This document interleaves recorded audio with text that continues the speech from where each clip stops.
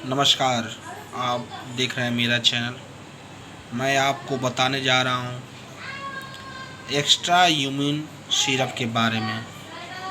यह सिरप छोटों बच्चों के लिए इम्यूनिटी को बूस्ट करने के लिए बहुत ही सर्वोत्तम दवा है। सर्दी, जुखाम, बुखार या उन्हें बार बार तबीयत खराब होता है, उसके लिए यह एक्स्ट्रा इम्यून सिरप बेस्ट सर्वोत्तम दवा होती है।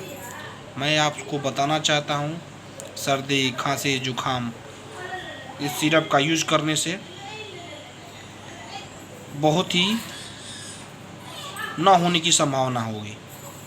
जब इसको हम इस्तेमाल करते हैं, खासकर ठंड के मौसम में या मौसम चेंज हो रहा है उसके समय, तो एक्स्ट्रा इम्यून से हम बहुत ही हद तक उसको कम कर सकते हैं, अपना इम्यूनिटी पावर को बूस्ट कर सकते हैं। और छोटे बच्चों के लिए तो सबसे बेस्ट दवा है।